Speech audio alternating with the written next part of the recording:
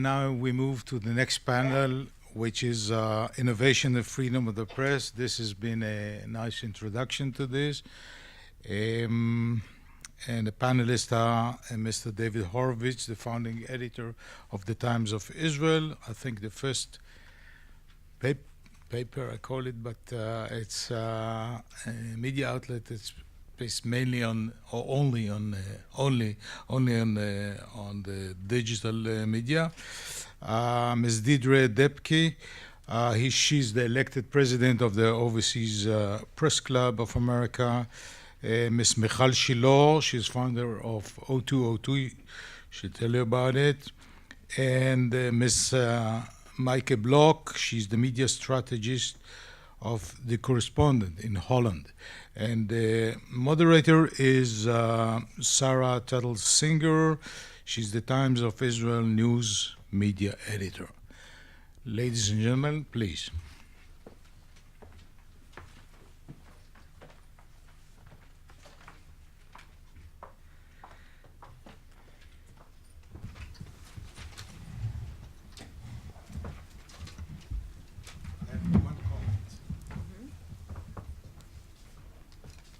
Noon, there will be a session of all men only.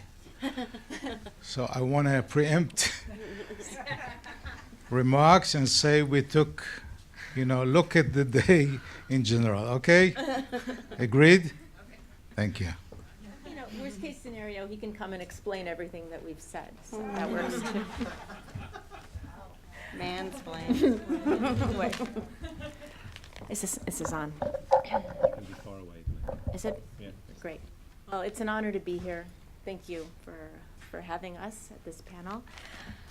I'd like to read to you the bios of our panelists because it's really impressive what they're up to. So first is Michal Shilor. She founded the Facebook page O2O2, which translates major East Jerusalem internet and social media sites from Arabic to Hebrew, seeking to inform Hebrew speakers about the experience of East Jerusalem Palestinians on the street. It's better. In parallel, O2O2 offers the secular Jerusalemites a glimpse into the Haredi, the ultra-Orthodox community in Jerusalem.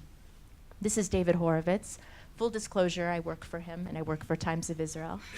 And I wasn't nervous about this panel at all until I saw his name on the list. So, he is the founding editor of Times of Israel, former editor of the Jerusalem Post and the Jerusalem Report, and he has written from Israel for newspapers around the world and lectures extensively in Israel, the United States, and Europe on Israeli current affairs, regularly giving the introductory briefing on Israel to congressional delegations brought to Israel under the auspices of AIPAC. He is the author of Still Life with Bombers, Israel in the Age of Terrorism, which was published in 2004. In 2014, he was awarded the B'nai B'rith Lifetime Achievement Journalism Award. Maaike Blok is a media strategist. She has been a key part of the success of The Correspondent, which she joined in 2014. She determines which articles are shared on social media and is responsible for the content and presentation of the newsletters, and she is continually looking for new ways to boost the platform's outreach. Deirdre Debke is the New York bureau chief of the public radio show Marketplace. She is the president of the Overseas Press Club. She started her journalism career at Business Week magazine before moving to Newsweek to serve as foreign editor. Later, she became the editor at the Daily Beast. So this is a really impressive panel, and they've been on the cutting edge of innovation in journalism, and we're here to talk about that. And we're also here to talk about freedom of press and how that all shapes out and plays together in this era. Now, for better or for worse, anybody with a pulse and connection to the internet can call themselves a journalist. And I'd like to ask our panelists how they see that shaping out. Who can we trust? Who shouldn't we trust? And what's the future of the new media landscape? I'll start with you, Deirdre. No, okay. Hi, thanks very much for having me. It's a pleasure to be in Israel. I've been enjoying my visit here very, very much. In some ways, I think what we're seeing with social media and with what's happening on the internet is threatening people. It's threatening journalists, and it's an object of much discussion. But the whole fake news controversy, I think, is being overplayed a bit, and that what we're really seeing in terms of innovation and digital media and Donald Trump, a confluence of what's created now a sort of rebirth of journalism in the United States. In contrast to what other people have said here, I think, and I'm speaking really about print because television is a whole other world. Trump has inspired basically a new war between major newspapers in America. The Times, the Post, the Wall Street Journal are furiously working to scoop each other. It's breathed a whole new bit of life into news coverage. And I think we're also seeing an incredible diversity of resources from which reporters now are able to work because of technology. So then that's led to a kind of unprecedented collaboration between journalists that's just beginning to happen. We had our annual awards banquet for the OPC last week, and we gave out a slew of awards that were won by people who had done partnerships, public-private partnerships between media organizations, and I think that's very promising for the future. So, that's optimistic. yeah. David, what do you think? So first of all, hi everybody, and thanks for inviting me. As Uri said, the Times of Israel started 5 years ago, and we're internet only, and therefore we are. I'm a veteran print journalisty person, and one of the ways we set up the site was as a kind of the design of the site allows a certain hierarchy, and therefore you're remaking page one, if you like, in our homepage. You're not just putting the latest story at the top to try and give some sense of what matters more and what matters less. I think like all media, I think we're grappling, and everybody's grappling in what is trying to be responsible media with the conflicting imperatives of speed and accuracy. You can't be both. If you're not fast, you risk becoming irrelevant. If you're not accurate, you risk becoming not credible. And it's a difficult environment. You're working in an environment in which not only can you get things wrong for good reason, you can get things wrong because people are deliberately feeding you misinformation. So there's a lot of detective work going on here if you want to be perceived as responsible media. I'll just give you, three really quick examples. There was a confrontation in a Bedouin village a few weeks ago in which two people were killed, a local resident and a policeman. And the resident drove, a father of 12, I think 47 years old, drove his car into a group of cops who were in the village to demolish some illegally built homes. It was presented by the government and the police very immediately as an act of terrorism, and by eyewitnesses as not an act of terrorism. It was alleged that he was fired on, and then maybe he lost control of the car. You're trying to figure out what on earth is going on, and new degrees of caution, I think, are being warranted. We were skeptical, and we reported it skeptically, and it would seem some weeks afterwards as though this was not a deliberate act of terrorism. I'm still not certain that we know. Mr. Barghouti, who some of you may have noticed a couple of days ago, was filmed ostensibly eating in his cell. Was he eating? Was it him? When was the footage taken? There was a timestamp on some of the footage. You're trying to work out the credibility of material that you're receiving. Right now, there's a story that the new American ambassador, Trump's new ambassador to Israel, is supposed to come here in a few days' time, and he quote unquote opened a Twitter account a few hours ago and posted that he's looking forward to coming and working in Jerusalem. It's the only tweet on that account. Obviously it isn't verified because it only went up 10 or 11 hours ago. It's being reported quite widely that he said this, that he's tweeted this, that he's coming, that he's looking forward to working in Jerusalem. I'm not sure that it's his Twitter account. Maybe it is, right? We actually haven't reported it. We agonized at the Times of Israel this morning about it. So you're doing a lot of that kind of detective stuff.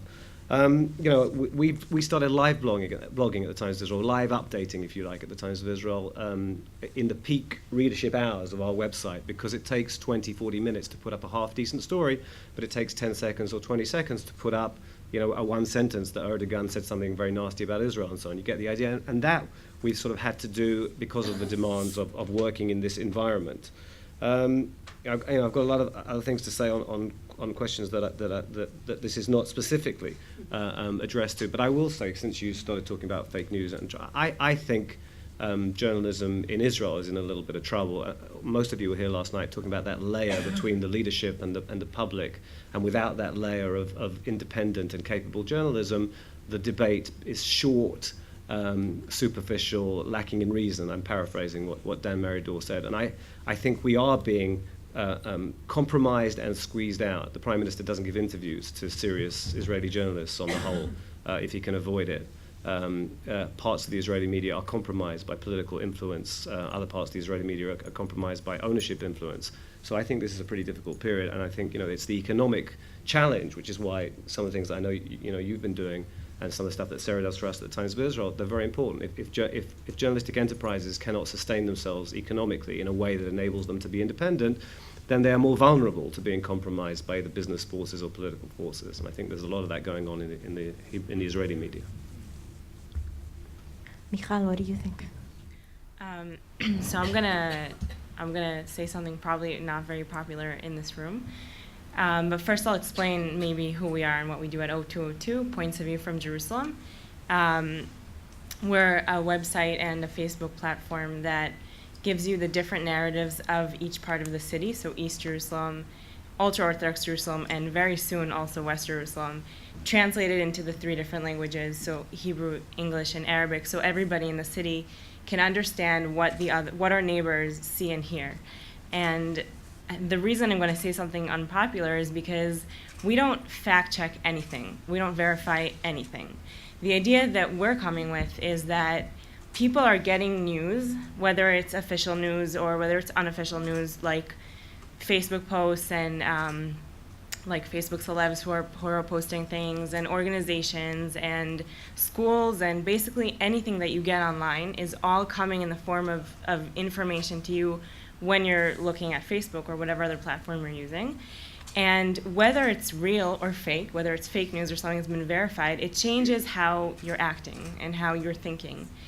And so we're based on this idea. We're saying that we have to understand what other people are seeing in order to understand why they're acting the way that they're acting. And so it's not our place to verify anything. It's our place just to show what's being seen on the other iPhone across the city from where I live. And I'm going to use a similar example that you used to show that in Jerusalem it's really, really important.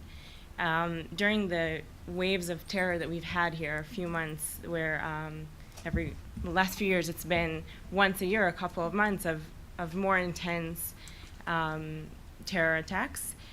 One of the mainstream narratives that we were seeing and translating from East Jerusalem, when in West Jerusalem we see, and the regular news that you'll see, maybe Times of Israel, maybe others, that are saying there was an attempted attack and the terrorist was neutralized. That would be the wording used in West Jerusalem. In East Jerusalem, you might see in the same exact event the narrative saying a woman was walking by, a Jewish woman threw a knife down next to her, yelled terrorist, and she was killed in cold blood. So you've got 2 very, very, very separate narratives, and it doesn't matter what the truth is, really. Of course it matters to the people who are involved, and on a very, very personal level it matters. But when you're looking at the narratives of the city and how we're living here, what matters is that you've got 1/3 of the city in West Jerusalem afraid of terror attacks because they're standing and saying someone's going to just randomly stab me in the street, and the other 1/3 of the city afraid of being shot dead in cold blood, and by the fact that someone will just say that they're a terrorist, just yell out that they're a terrorist. So what we're trying to show is that we need to see the different narratives, and that the actual truth is less important than understanding the implications of what people see when they think what they see is real, is the truth. It's a little difficult to explain. I hope it was clear. You said it very powerfully and beautifully, and that's probably something that hasn't been touched on very much at this conference, I would imagine. And it's interesting to think of journalism in this capacity and storytelling as a way of understanding the other culture reflected back. Sure. Sorry, I don't know what the policy is, but I mean, Go I for think it. it's very interesting. I just don't think it's journalism. Right. And I'm not sure you're claiming that it's journalism. I'm not claiming I think it's I like the journalism. Carl Bernstein definition about the best obtainable version of the truth, or whatever the wording. I mean, posting stuff so that people can understand how this is being seen is very interesting. But if you're not calling it journalism, that's because it isn't. It isn't. We're calling ourselves.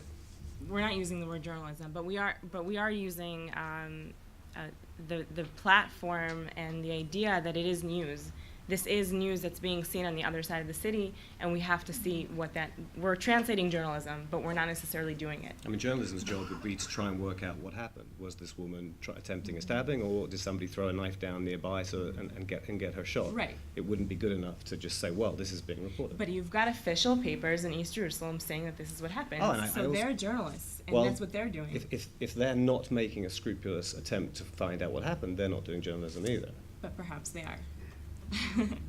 Perhaps is- they are this is trying to a- find out, you mean? Trying to make Yes, it, if they're trying to make an effort, then fine. If they're not, if they're peddling a narrative that is suitable for them as opposed to trying to work out what actually happened, they're doing something other than journalism. Right. So what we're saying is that it's not our place to decide and to label them, what they're doing, how they're doing, if they're doing what's fake, what's real. Our place is to say people on the other side of the city are seeing the same event that you're seeing in a different light, and it's changing the way that they're behaving. Well, that raises a lot of ethical questions, but I think that it's very important for people to see what's going on both sides in that capacity. Back to the original question, though, how do you see the landscape of journalism changing in this era? What you see, and especially, they're immediately discussing, it's about the 24/7 news cycle. Mr. Bernstein called it the circus yesterday. And I work at a correspondent. Does anybody of you know the correspondent? Would you actually, one of my questions to Yeah, you is, could I'll you please elaborate on discuss it. the model a little bit? Because I think most people aren't familiar with it. Well, what we did was we tried to step out of the 24/7 news cycle. We're a Dutch journalism platform. We're based in Amsterdam. We produce podcasts, mainly long-form articles and some mini documentaries. And what we try to do is we go from news to new, as we call it, because we have this philosophy. If you follow the news all day, at the end of the day, you know exactly how the world does not work, because the news is always about exceptions. And what we try to do is write about the underlying structures of the news. We have a model, which is a subscriber model. We have 55,000 paying subscribers, and they all pay 60 euros a year.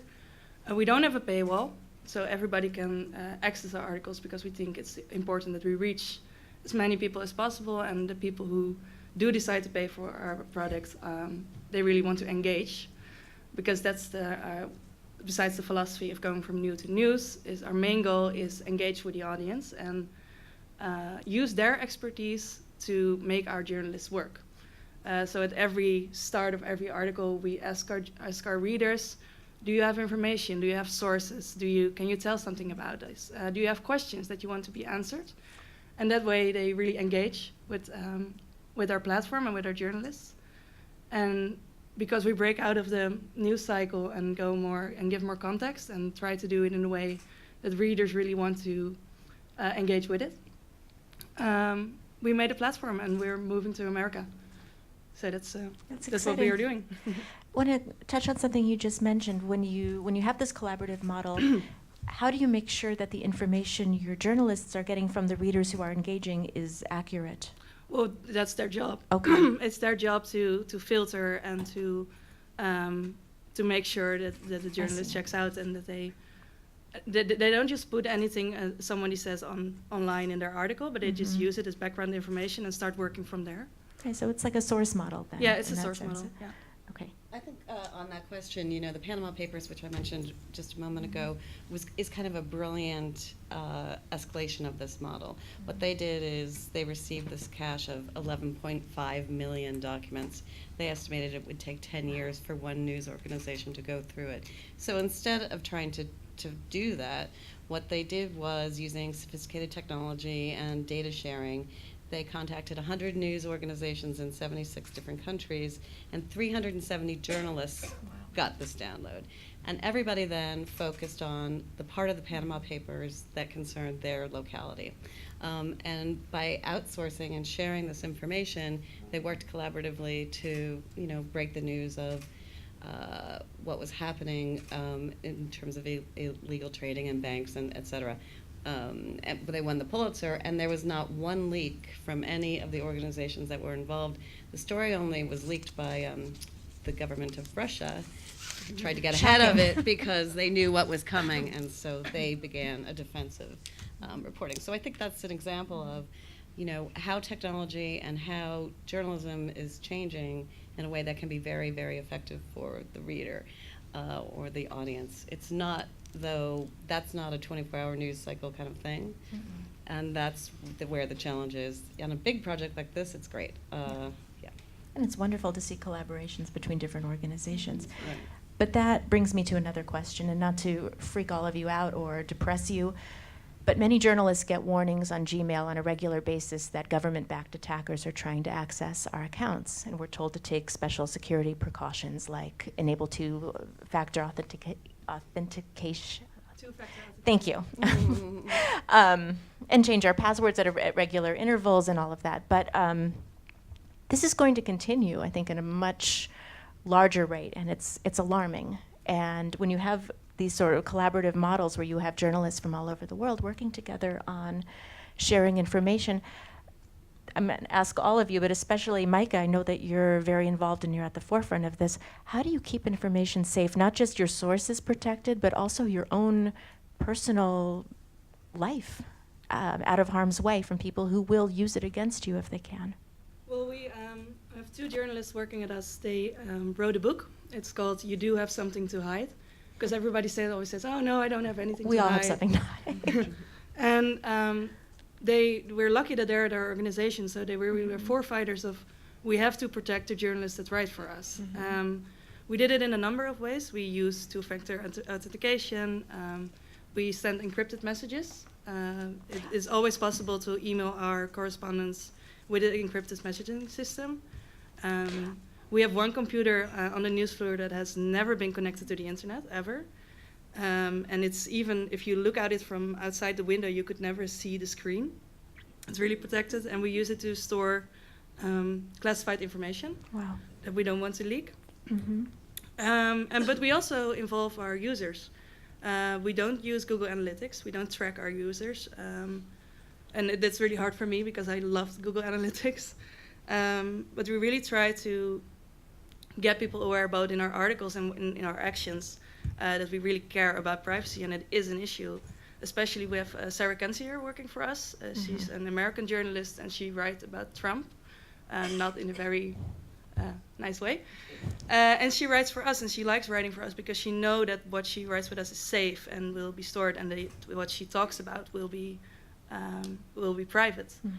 So I think it should be at the top of the priority list of every news organization to at least encrypt your files and protect your journalists. I think that Good advice. It's really important for us to expand our notion of what a journalist is, and to bring data engineers and software designers into the field with us, working with as part of our mission, really involve them. And that's the only way we're ever going to recruit these people, because they can go work at Facebook and make, 100 times what any of us are going to pay them. But if they feel a part of the mission, if they feel a part of the newsroom, if they're accepted as our peers and not software support at the back of the building, you get a much better result. We work side by side with our developers. So we actually, Fantastic. our newsroom and the developers, they sit together. Yeah. And it didn't used to be that way, and I worked at newspapers, and our developers were in Belgium. Right. But it is really important, because they know a lot more about it than we do, about the data structures. David, Michal, anything that you want to add about No, I this? just speak more conventionally. I mean, I think security is a growing concern, and from an Israeli perspective, I think it's a growing concern. It comes back to what I was saying before about being a little bit disquieted about some of the processes that are unfolding here. We've done a substantial amount of reporting on something called binary options fraud, which is a internet financial fraud, largely, it seems to us, centered in Israel. And Carl Bernstein said a lot about investigative journalism, and he was tackling a president, for goodness sake. You need to do investigative journalism with relatively few security fears, shall we say. You need to feel that you're in an environment in which your wider environment is supportive and dependable. And one of my the reason why I'm becoming increasingly concerned about some of the trends in this country is we've been investigating a fraud that's been running for 10 years that defrauded immense numbers of people, continues to defraud immense numbers of people all over the world out of billions of dollars, that has pushed people to suicide, that we have documented in one case and are aware of in others. And you would have thought, I don't know what you think would have happened in America, you would have thought the day after the first story we ran on this was published, the police would have been pressuring us for our sources so they could tackle the fraudsters, instead of which there has been very little overt interest from the authorities. We had to explain to the regulators what was going on. We have certainly come under all kinds of security-related pressures, shall we say. We see extensions of this fraud into very senior levels of Israel's leadership. And that's a really difficult environment to be working in. And the barometer, for those of you coming back to the sort of main theme of this conference as opposed to this panel, freedom of the press and by extension the direction of democracy, there's a law in the Knesset right now, there's a draft law in the Knesset that would close down binary options from operating anywhere in Israel. It's already banned. They're not allowed to target Israelis, but they are allowed to target, they're not banned from targeting people abroad. This law would close down this whole industry in Israel. This law has been sitting for 2-3 months so far. It's not even come up for discussion in the relevant ministerial committee. It was drafted because of our reporting, because the regulator belatedly, after a decade, recognized what was going on. I have to say, if that bill becomes law, I will feel slightly more optimistic about the integrity of our legislators. And if that bill does not become law, I will feel extremely bleak about the integrity of our legislators. And I think that's relevant in terms of the climate in which we operate, the security with which we have to operate, because we are out on a limb trying to expose a terrible fraud that the Israeli authorities have neither investigated sufficiently nor acted against. So I'll be very interested to see how it plays out. Anything to Well, add? it's not a very relevant question to our work. Okay. May I comment about that? Sure. You're missing the most important story about that. There is something flagrantly and disgusting going on in Israel, that this scam that has going on for years and that is stealing all over the world has not been closed down on the first notice. What is going on in the minds, that's the story, what is going on in the minds of the people, that they're thinking like Bernie Madoff and acting like Bernie Madoff, then like, So what's your name? pardon me? What's your first name? My name is Arthur. Arthur, I could not agree with you more. The reason why I'm so agitated and invested in that particular story, and I don't want to skew the whole discussion into binary options, which I can bore everybody to sleep with for hours at your leisure after this panel, by all means, is what does it say about the mindset of the thousands of Israelis who get up every morning and have done for a decade to steal people's money? We are educating an entire young generation into a life of crime. You don't need to tell me that. I'm not telling you, I'm just. I couldn't agree with you more. It's the elders of Zion come Well, true. This is the most dangerous thing that can happen to the security of Israel as this thing, if this thing gets further known. I don't want to make worldwide. comparisons like that, but for those of you who are thinking, my goodness, what on earth is he talking about? Read some of our coverage of this fraud, and you will certainly be pretty dismayed, I would think. Now, I want to get back to the freedom of the press issue, and That was Think- relevant, really, I promise.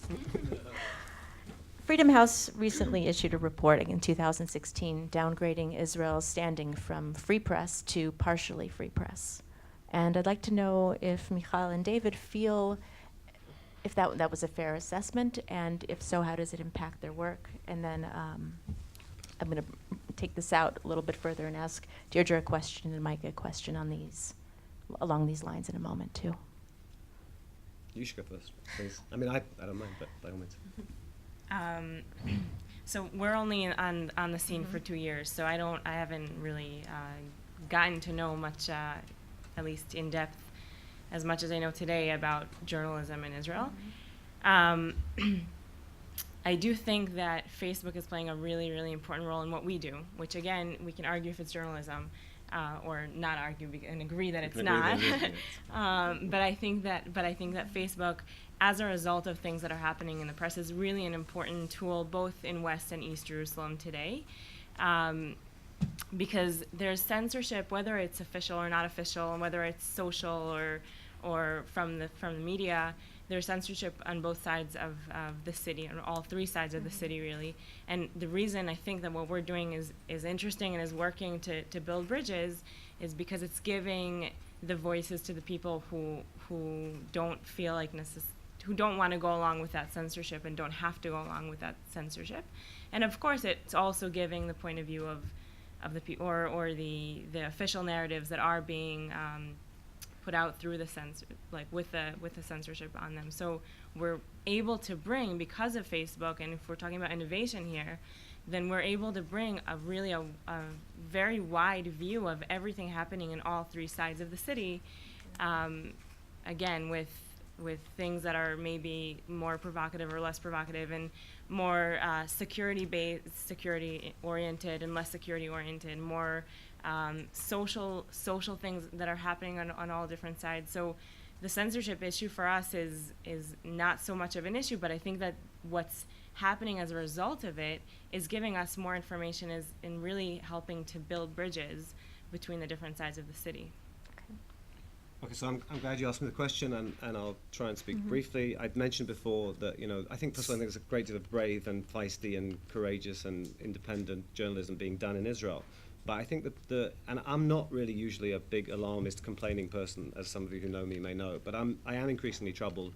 I'll say again, the Prime Minister, who's, we don't have time to run every detail of this country ourselves because we have lives to lead, so we choose people, but they're meant to be accountable to us. Our Prime Minister doesn't give serious interviews anymore. He's the head of that hierarchy. There was a tradition in Israel before Pesach and before Rosh Hashanah. The Prime Minister would give a fair number of interviews to people who would ask him serious questions, not short TV interviews. He stopped doing that. As far as I understand, they've just awarded the coverage of the Knesset, which the Knesset channel used to include a panel discussion and so on, to a bidder who promised never to treat Knesset members with anything other than the greatest respect. I mean, the terms of the bid which won them, I think, possibly raised some disquiet. In terms of media here, for those of you who understand American media better than Israeli media, our TV isn't bad. Our print media is as shrill and as partisan and as interested, owned by interested parties, as the American television landscape. In other words, Yisrael Hayom, the biggest, the most read newspaper in Israel, is owned by Sheldon Adelson, and for Yisrael Hayom, Netanyahu can do no wrong. Yediot Achronot, which is the biggest selling paper, is for that paper, Netanyahu can do no right. Just to get a sense of the degree to which that is the case, again from an American perspective. Adelson dined with Trump a few weeks ago. Hours before the dinner, Yisrael Hayom's correspondent interviewed the president. I assume it's all connected. I don't think anyone would try and disguise that. He lobbed a question to the president. He said, the Yisrael Hayom reporter, he said, your spokesman said the other day that settlements are not an impediment to peace. We assume you're going to be discussing that when Prime Minister Netanyahu visits. This was just before the Netanyahu visit. And Trump went off script. He was meant to say, that's absolutely true, I don't think settlements are an impediment to peace. But he didn't say that. He actually said, and I'm paraphrasing, I don't think expanding settlements is very good. There's only so much land that there is. I mean, it was really not what he was supposed to say to the Adelson-owned newspaper in presumably Adelson-engineered interview. Why am I telling you all of that? Because of the punchline. I mean, I think that's already quite interesting. But the punchline is they didn't play that up. That wasn't the headline of their story. Trump, for the first time on record criticizing settlements, they buried it in the story. So, that's a compromised that was not the most important journalistic element of that story, was not the one that they chose to play out. By the way, let's get carried away about Yediot either, whose publisher is recorded allegedly discussing quid pro quo deals with Netanyahu that were never implemented. But there's troubling stuff afoot. There's a very large website in Israel that I know has taken stuff down because of pressure from the Prime Minister's office, or not published it because of the pressure from the Prime Minister's office, when it was content of integrity that deserved to be published. And the last thing that I'll say, and then maybe just one word on censorship. There are certainly Israeli journalistic vehicles where content is published because somebody has paid in one way or another for it to be there, and it is not clearly labeled as being there because somebody paid for it to be there. And I think that's a growing phenomenon. On the specifics of military censorship, I'm not hugely troubled by that. Usually it seems to me to be for security reasons, when somebody died, God forbid, or there's real security issues. I've not had huge rows with the censor about military censorship. It's an unworkable thing that is sometimes trying to be maintained. We're not allowed to name the alleged JCC hoaxer, for example, whose name is known to everybody who wants to look him up. There's a gag order. These are things that I'm not even sure I understand all the reasons for some of them, but in terms of military censorship, it's not been a huge breach of our capacity to do decent journalism as far as I know. Deirdre, are you feeling any change with the new administration in the United States? I mean, yeah, it's vastly different. Trump started by trying to bypass us by talking directly to the American citizen via Twitter, which isn't a very effective way of communication. Then he moved on to trying to discredit us by responding to everything that he disagrees with and calling it fake. Multiple times just today, in fact. Now he's doing his best to hurt our economic model, and this in particular affects me. I work in public media, which is partially subsidized by the federal government, a very small amount, but still the money is important. Now he's threatening to take that away, and he'll almost certainly be successful. The Republicans will be happy to do so. That the effect on major news organizations will be minor, but the effect across the country will be quite serious in that the small stations, the places where they don't have decent newspapers, where they don't have decent television stations, are really relying on public media for information, for unbiased reporting, for objective reporting.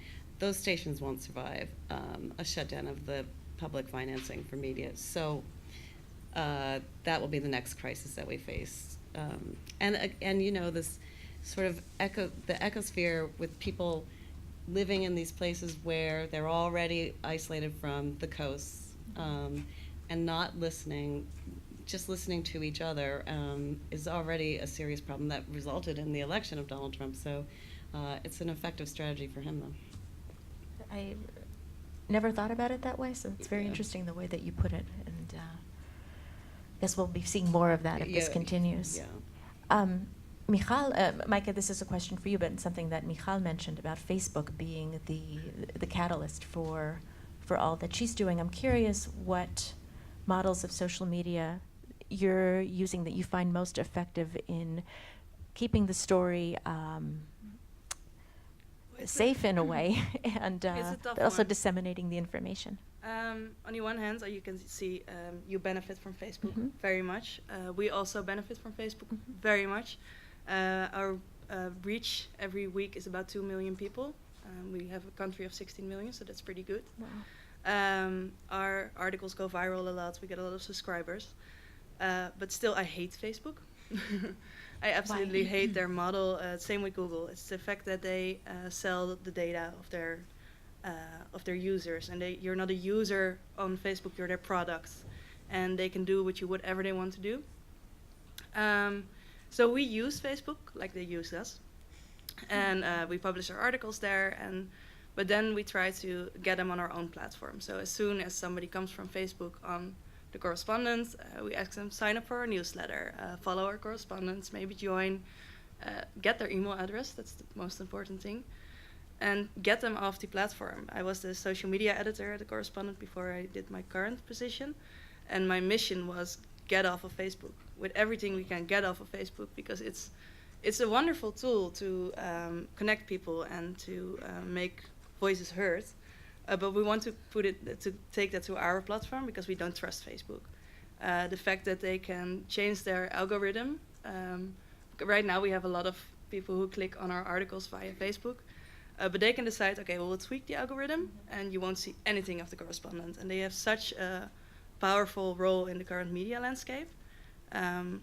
They basically they're a little bit of a sub-owner of the media because they have the eyeballs. Everybody is on Facebook. So that makes it a valuable player, but also a really scary one. They're also a competitor, really. I mean, yes, because they're stealing the ad money that could be going directly to the media companies. And instead, that digital ad money is going to Facebook and Google, where people are, advertisers would rather place their ads. So yeah, we don't have advertisements, so that's our luck. Yeah, That's great. And also if Facebook will favor articles that use their Instant article the feature. instant article feature, which means that the site actually isn't benefiting, but Facebook is benefiting. It's So- basically you will stay on Facebook. You won't go to the platform, and I think it's crazy that even the New York Times, Washington Post, they all do it. So how do- Yeah. So how do we change that model? How do we get off of Facebook? Well, make your platform stronger. What I said, make sure people subscribe to your platform and engage with your platform, and make your. It's very difficult, especially for news agencies who do operate in a 24/7 news cycle, because you really have to maintain engagement, but make it stronger. I mean, the New York Times is doing a really great job right now with a podcast. They have The Daily. It's a daily podcast when in 20 minutes they talk about what's happening. And I love it. And I'm not one who visits the New York Times that often. I sometimes click an article on Facebook. But I support the New York Times because I listen to the podcast. And I don't even listen to it on the platform. I listen to it via a podcast app. But just make your own product stronger and make people want to pay for it, basically. I think collaboration with our own readers and our audience is really going to save us as an industry. We need to establish the direct relationship, and for so many years it had been, here's your newspaper, it's jumped on your front doorstep, or here's your TV broadcast. Well, that's not going to work anymore because there are too many choices, there's too much for people to sort through. You have to engage with the audience in a way that makes them engage with you, and that means having respect for them. That means communicating directly with them. That means, a subscriber who's been with the correspondent for 2 years should have some interaction with an editor or somebody getting in touch with them and saying thank you. Yeah. They're no longer just readers and the faces in the crowd. There has to be a two-way street. Journalism really needs to take that very seriously. Yeah, we think we're not really a platform or a podium, and we have 20 journalists who all have their own interests, like climate, privacy, education, and they are surrounded by their own group of experts and that are readers, because we think we have one correspondent, education, but we think that 3,000 teachers know more than him. So we try to get them to connect and talk with him and send him ideas for articles and subscribe to his newsletter, and really make it a two-way. You're not a journalist anymore. You're a conversation leader. It's your job not just to publish your article, but also to figure out what's next. So, okay, I published my article, and now there are questions. I should answer them, and that makes it fun and engaging, and it makes the readers trust you.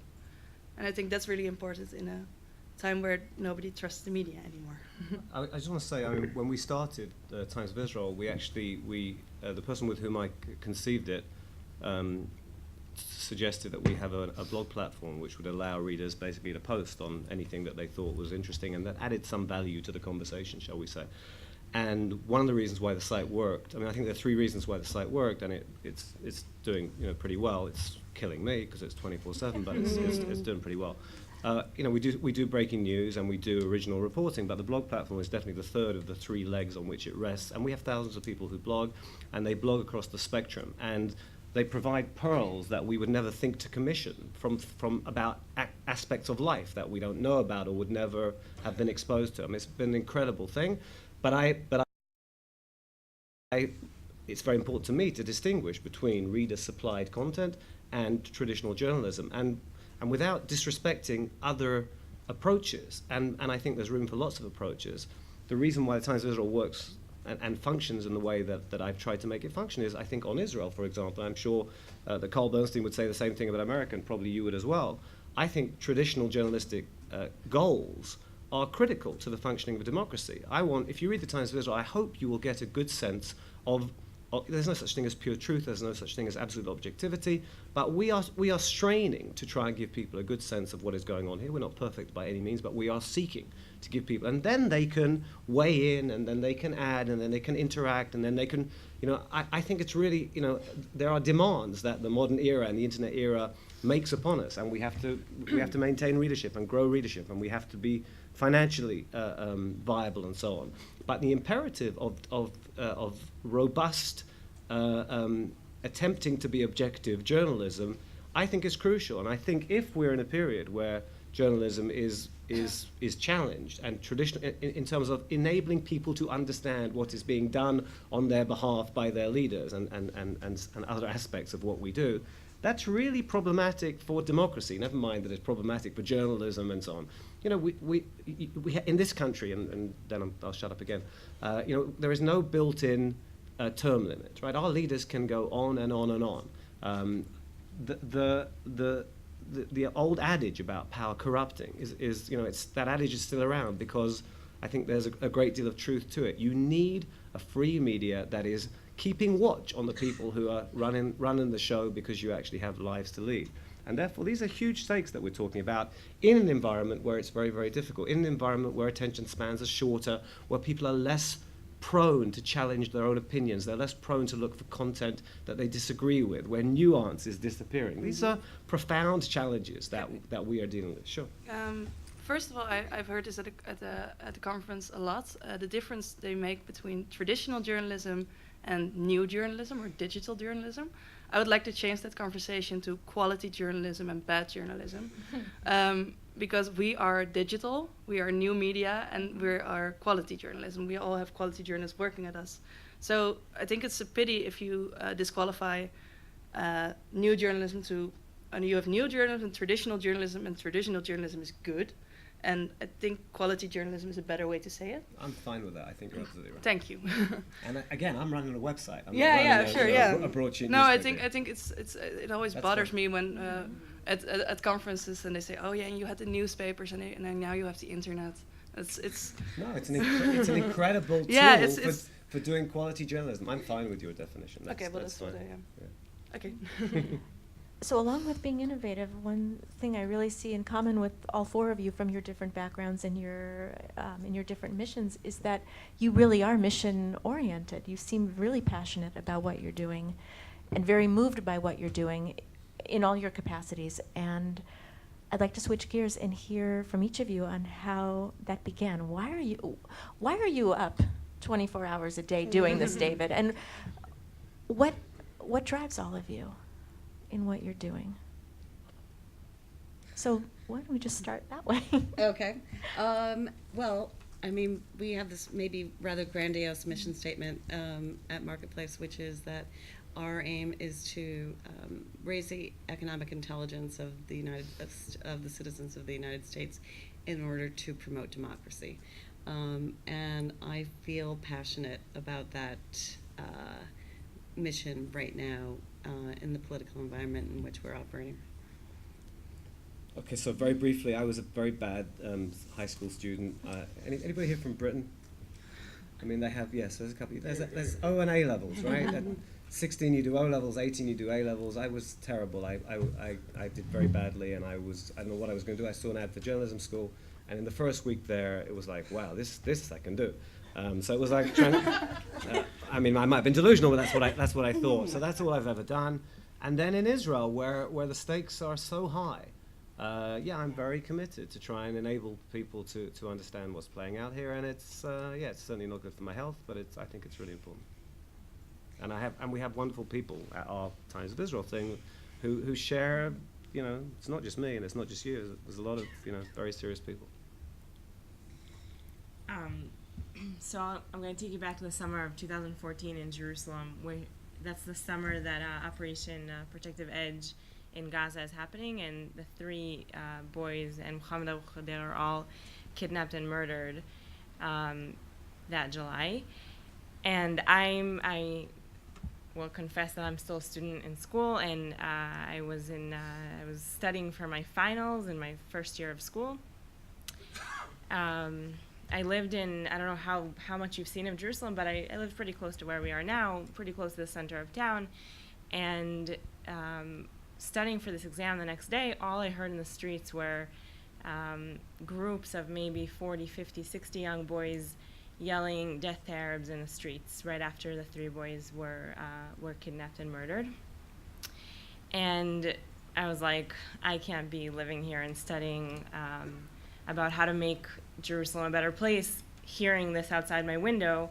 And I went to the city, Went to this, 5-minute walk from my house downhill, and in the center of the city, in Kikar Tzion, which you might have been in, I saw on one side of the street, one side of the square, a huge, very angry protest talking about revenge, and then the other side of the square, a very, very angry protest with drums and slogans talking about fascism and how we're in a fascist city now.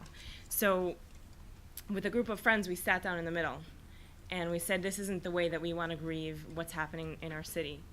And this later became something that today still happens in the square. It's called Speaking in the Square, and we found ourselves talking to people from all sides of the political spectrum about politics in a more complex way. And I found myself talking to people and giving them information about East Jerusalem that I suddenly realized was secondhand and not firsthand. I didn't know Arabic at the time. Today I'm learning. And all the information I was getting about East Jerusalem was from my political friends who all have their political agendas and who might not be seeing themselves the full story of what's happening. So I asked a question online, of course, Facebook, right? We're all against Facebook, but this is the only place to get this information. I asked, how do we know what's really happening in East Jerusalem and what really people are seeing and how they're living their lives? And nobody knew how to answer that question. But it turns out East Jerusalemites really love Facebook, much more. And I got together a bunch of friends, Arabs and Jews, who know Arabic. We started 6 or 7 people, and we just started translating. We found 150 Facebook pages of Facebook celebrities and organizations and youth programs and schools and journalism and official and unofficial journalism. And we just started translating and seeing what's happening. And the first day we went on air, we received 1,000 likes. And by the end of the month, we already got 2,000. And today, with the 3 pages that we have on air, we have over 100,000 followers. And it's really big. I mean, this is new. Nobody knows this yet, but we just got an official Amuta recognition. So we're a real NGO now. And this little idea of how do we get to know the people on the other side of the street, and how do we understand how that affects Jerusalem, and how can we live better together by understanding without dialogue, without, first step, we just have to see what the other side sees first. So that little dream became an organization, and we have much bigger dreams to continue and really to create something that you guys might not agree with as journalism, but create street journalism and give the voice to the people to show what their life really looks like and to tell their neighbors that maybe we have a little more in common than we think. Oh wow, how can I top that? How old are you? I'm 27. Okay, well, I'm the youngest. No, I'm 24, so my story isn't that long. I wanted to go to journalism school really bad, and I went there, and one of the first classes, it was about newspapers, magazines, television, radio, and that was it. And it was 2010, and I said, oh my god, but the internet, shouldn't we talk about the internet? And nobody did. So I started learning for myself and working at a newspaper in the Netherlands, Volkskrant and Parool. And they didn't care about the internet either, so I was really disappointed. And then I found The Correspondent. And basically everything I'm saying here are the words of our founders, Ernst Jan Fout and Rob Weinberg.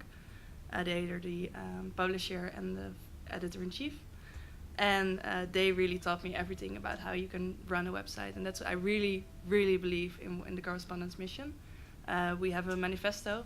I invite you all to read it.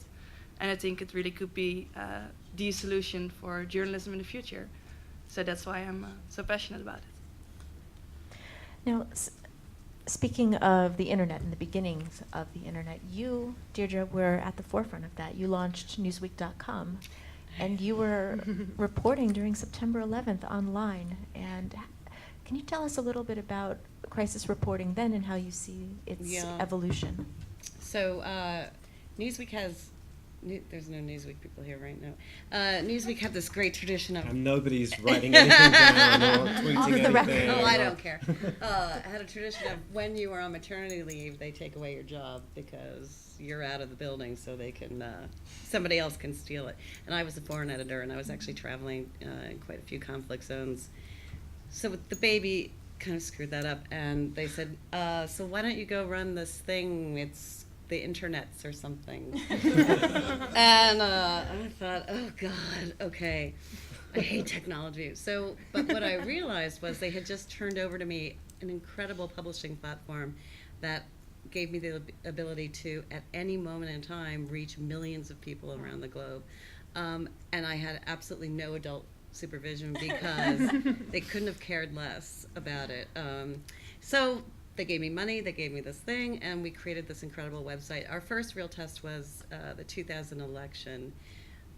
That was a disputed election with the Supreme Court had to decide between George Bush and Al Gore. Thank you.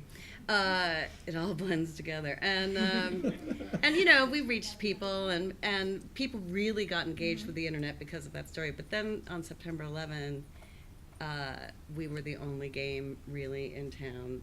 The internet. Radio was knocked out of New York. The Times didn't know whether it could publish. The Journal had to evacuate its building. They went to New Jersey and tried to rebuild their staff. Their editor was missing for many hours. So we just started writing. We took every intern we had and every person we had, and we sent them down to Ground Zero and gave them rolls of quarters because the cell phones didn't work either, and had them call us on payphones and tell us what was going on. And, you know, and that was the beginning. The difference now, I think, and it's a really crucial and scary difference, is that during 9/11 and during the subsequent wars in Iraq and Afghanistan, Newsweek had a very vibrant foreign bureau system. You had fixers, you had expense accounts, you had a corporate office that would medevac you out of where the location that you were in, covering conflicts. The people who are doing this work today are, with a few exceptions, doing it on their own. They pack a backpack and a computer, and they may have some training, or maybe they don't. They might have health insurance, maybe they don't, and they go to Syria. And they're driven by a passion to inform, but they have very little in the way of support. So, which is one of the reasons that clubs like this one and the Overseas Press Club and all the organizations that I think we should all enthusiastically support are so important, because now we're their backup in the way that corporate media used to be. Now, back to the freedom of the press issue. And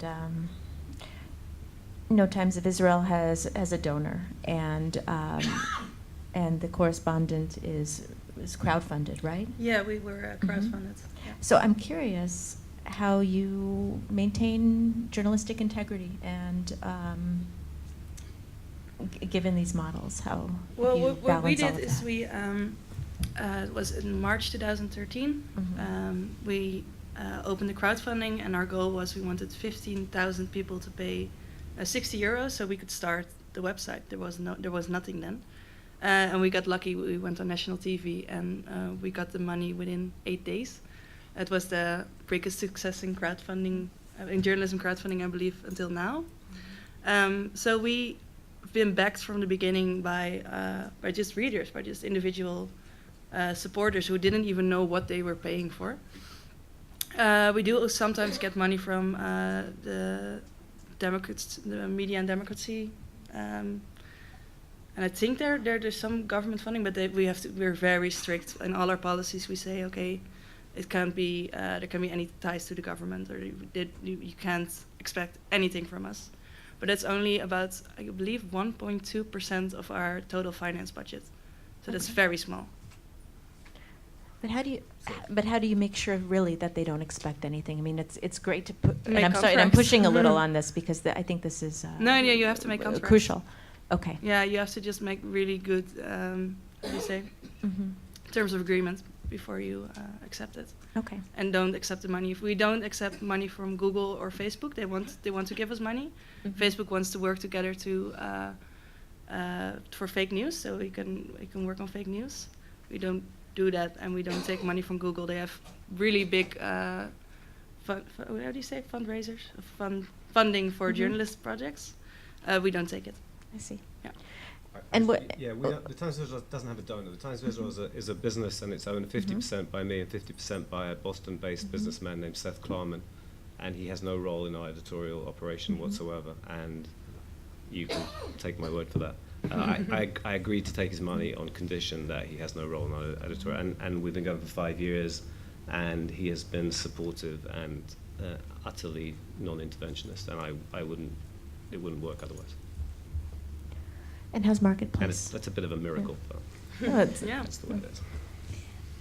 We're supported by subscribers, by some government funding, and we charge radio stations to air our program. So we have 14 million listeners a week, and we're on 170 stations. So that's the business model. Okay, and how do you maintain your journalistic integrity given this model? Having come from commercial media, this is my first public media job. It's an oasis of lack of pressure from advertisers. The only pressure is what we put on ourselves. That's great. And Michal, you mentioned your new NGO status. How will that work in what you're doing? How will that change, if at all, the nature of the storytelling and the sharing of the different articles that you present? So our funding is by donors, and we definitely make it very, very clear that that they need to support the ideas that we're bringing out now, and that our agenda is to bring as many voices to the table as possible, and that has to be very clear to anyone who wants to support us. We will never, ever, ever take. Usually you aren't supposed to say never, right? But here I really can say we're never going to take money from anyone associated with the government or the municipality, so that we can remain, so that we can do what we're doing, because there are voices that might not, that the government and the municipality might not want us to be amplifying. So I mean, I think it's, again, we're not doing like journalistic work the way that you're talking about, but I think there is something very, very important about bringing in as many voices to the table that can definitely easily be,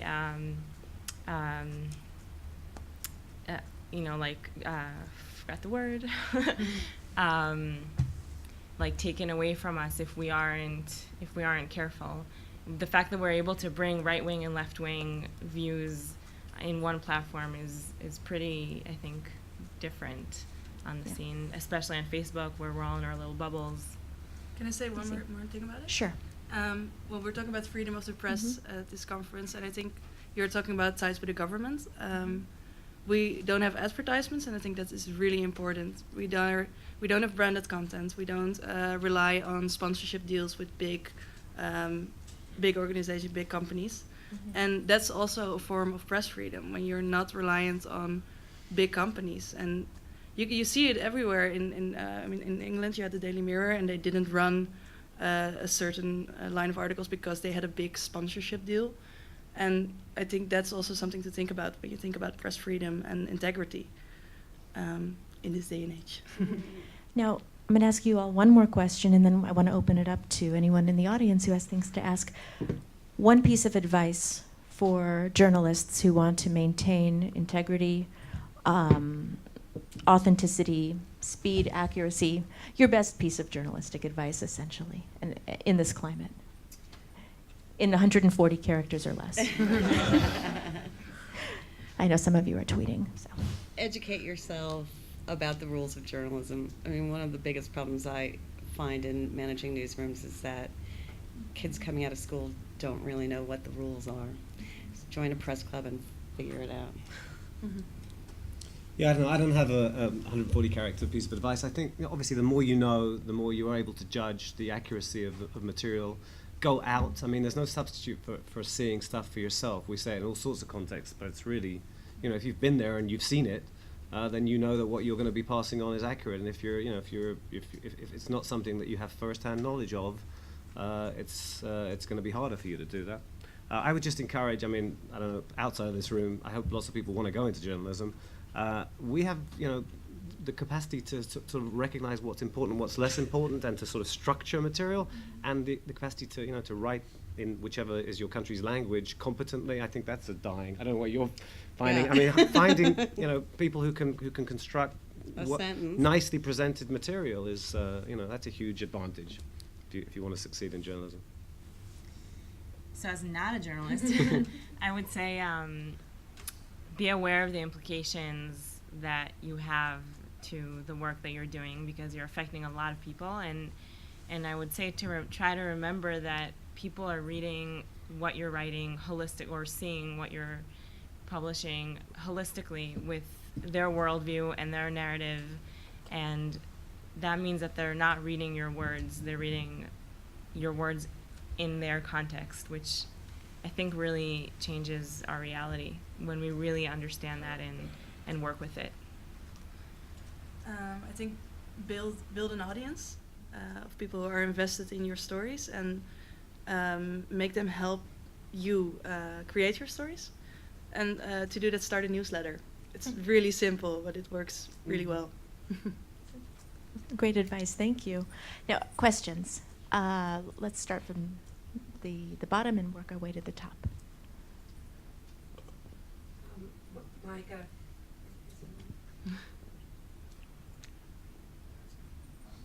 Do you want my microphone? This one is on.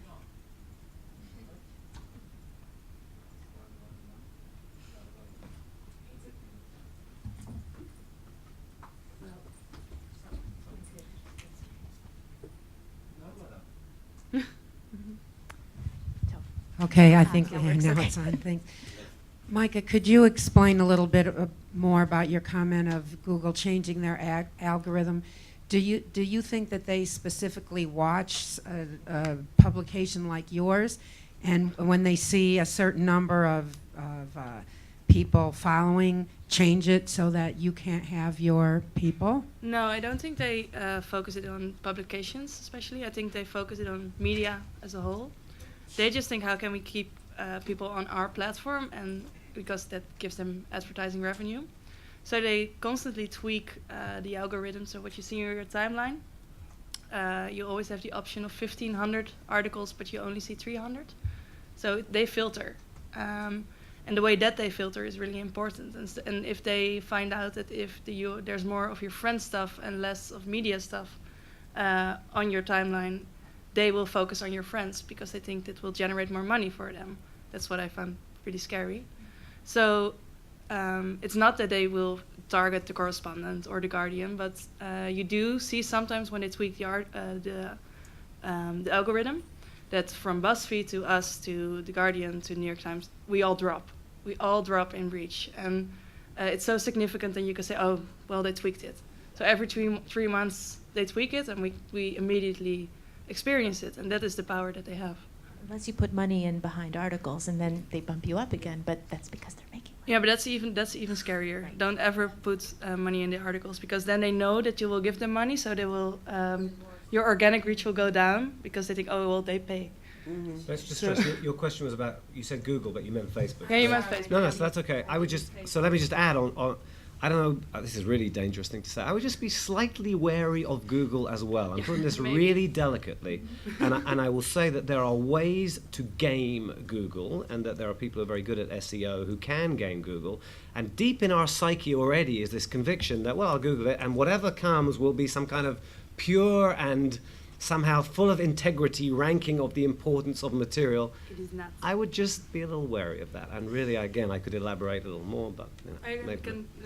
Google had, they made promises, a lot of promises, and one of the first promises they made was we were not going to advertise.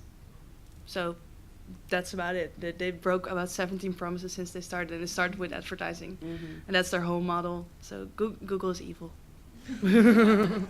Yeah, I'm not saying that, but I am saying that Google can be played, and that's incredibly significant. I mean, evil is pretty significant as well. But I think we have the assumption that you search for something, and it's going to give you some kind of honest series of results. Yeah. And it's certainly not always the case. No. Michal, I'm Barbara Diamond. I write a lot of blogs for his paper. I have a question for you. I respect what you're doing. I understand where you're coming from. I think we do need to communicate with each other. But I am very disturbed by the example that you gave, that we have a stabbing at the Jaffa Gate. One side is presenting it as someone came and wantonly stabbed, and the other side is presenting it as someone was set up to be blamed for the stabbing. I don't know. There is a truth there. There is a lie there. Your platform apparently is not interested in getting to which is the correct version. I'm very, very disturbed by that. And I want you to think about it. It's not even a question. I think it's a responsibility. Okay, you can respond. But in the process of telling both sides, one side is a lie. One side is the truth. You are giving both sides as if they have equal weight. And it's the problem that we have in the media now, because nobody knows, is it a lie or is it a truth? And you are actually giving equal time to the lie, whichever one is telling the lie. Please respond. So I will respond to that. I think it's a great point. I'll clarify that I took that example to be dramatic here because that's usually what gets people listening. That specific, the specific example only happened a couple times out of all the different times that the terrorists have happened. There are different versions of, specifically when we talk about terror attacks, there are different versions of what's going on with each case. And I have to tell you, honestly, I am in touch with journalists from both sides of the city, all three sides of the city. And there have been a few times where the West Jerusalem narrative has been questioned by its own journalists. So I think that's really important to say. That where is the lie and where is the truth is not always clear. I will add to that, though, that is such a minor part of how much of all the other information that's being sent out through our website, through our Facebook pages. We're trying to bring you really everything. So alongside that kind of post, you'll also see something about the technological competition in 4th grade that they had in Isawiya, and you'll see the newest journalism fights that are happening in the Haredi world, which are huge right now. There's really, really, really huge. Or you'll see, we're really trying to bring in everything. So there is something to what you're saying about responsibility, and I'll even share with you that we almost closed down the page 6 months after we opened it because we saw so many things that were really disturbing and didn't want to part in translating it. And then we realized that they were the beginning of the first terror attacks in 2015. And that we were actually able to see the narrative from Facebook move to live. And it was, if we had known, we were too young to understand this at the time, but if we had realized it, then we could have actually also done with it something and gone to the right people to maybe try to do a little bit, warn wherever necessary. So we've definitely grown in that sense, and we're definitely aware of how to reach the people to make the change when it's, or to make aware the things that are happening. But I think it's really, really important and needs to be seen on an equal level that people believe it. That people believe that story, that you're sure that is a lie, and that they're sure that what you believe is a lie. So that's the groundbreaking part of what we're doing, is we're trying to make people aware that what I'm sure of 100% this is definitely the right story. The other side is saying there's no way ever that that's the right story. The same exact way that I think that what they think can't work, isn't reality. And I think that's the bottom line of what we're doing. And I want to clarify something about what you're doing. You're not saying that what they're saying is true. Right. Right, where everything is in quotes on our page. Right. Yeah. You're saying this is what they're saying is true, right. which is reporting what they're saying. We only have time for a few more questions, so. Yeah. I'd like to get back to the issue of the business model. So, because other speakers have made a big point to the fact that the problem in journalism now is a financial one, and that's why we don't have foreign bureaus, and that's the quality of reporting worldwide is diminished because of that. So now we have three models represented here. We have a crowdfunding and subscriber model, and we have a donor model, and we have a public radio Some public purchasing funding, right. And- And public syndication. and syndication model. I misspoke earlier. and TOI is a business that, It's a 50-50 company. right. It's run as a business. not just a donor It's not model. a philanthropic enterprise. And so it's advertiser? Sure, carries Okay. advertising. So- We don't charge, and Right. we'd like to get to break even. We've done some things that probably push us away from break even. Right, okay. So those are the models. My question to all of you is, do you think that any of what you're doing is enough to return journalism to a time when it had reporters and support for correspondence and all of the things that real news gathering requires?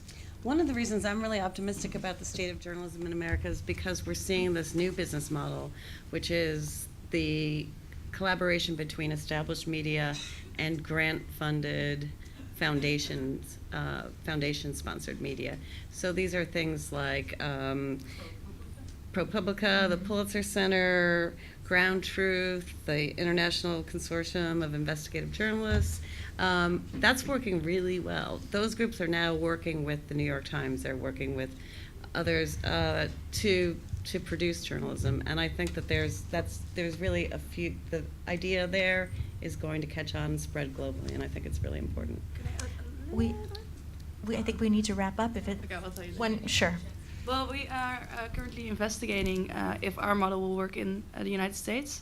We call it the Membership Puzzle Project. We work together with the NYU and Jay Rosen, he's a professor there, to really figure out if a membership model works in the US. So I invite you to follow it because it's exactly, it could answer your question. We just don't know yet. Okay, thank you so much for Thank being here, you. answering Thank you. these questions, and Thank thanks you. for listening. Are you available outside for a few minutes? I know there were some other questions sure. that people want to ask. Thank you very much, the panelists. Thank you, Sarah, for running it.